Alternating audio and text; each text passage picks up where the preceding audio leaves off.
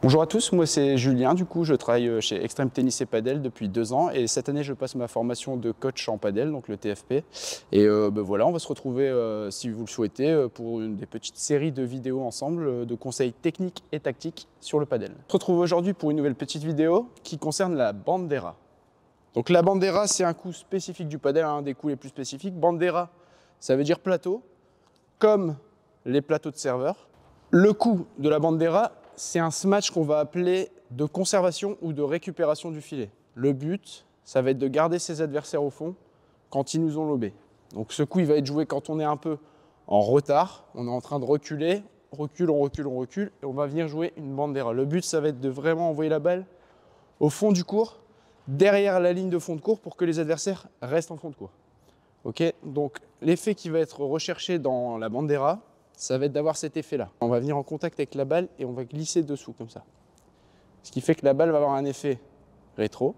L'idée, c'est que l'effet de la balle permette, après un rebond sur la vitre, non pas de monter, mais de venir redescendre.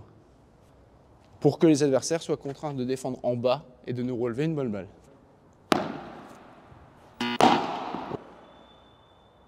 Voilà, en plus il fait faute. Pour sécuriser un maximum sa bandera, on va essayer de la jouer la plupart du temps et le plus souvent croisée.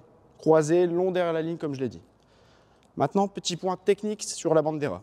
Toujours, donc la bandera, je l'ai dit, on va être en train de reculer. Donc le type de déplacement qu'on va utiliser, c'est pas chasser. Donc on va tout de suite se mettre de profil.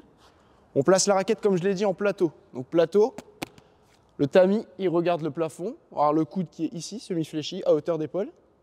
La main gauche qui va pointer juste légèrement devant soi à hauteur des yeux. Et là, on est bien. Et on va reculer en pas chasser pour pouvoir jouer la balle.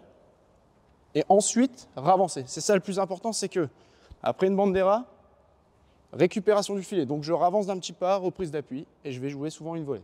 Donc là, on est en prise marteau. Et là, sur la bandera, on va prendre une prise légèrement, hop, de côté. Ici, sur la petite arête, là, prise continentale, donc une prise coup droit. Voilà. Dernier petit point important, c'est que quand on va reculer, on prépare, on est de profil, et avant la frappe, on vient installer tout son poids de corps sur la jambe arrière.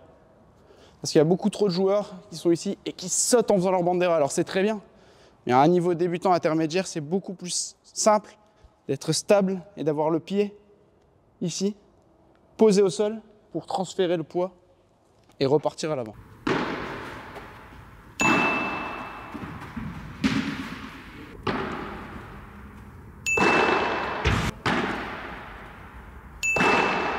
Donc là, on a vu bandera. On n'oublie pas, c'est un match de récupération et de conservation. Donc vraiment, c'est un match où on doit être patient. On ne fait pas de faute. C'est 99% de réussite. On joue le fond en diagonale. Merci à tous d'avoir regardé encore une fois cette vidéo. Si vous avez des suggestions, n'hésitez pas dans les commentaires à nous le préciser. Et puis on se retrouve la semaine prochaine pour une vidéo sur la Vibora. La Vibora, ce match un peu plus d'attaque, toujours typique du padel.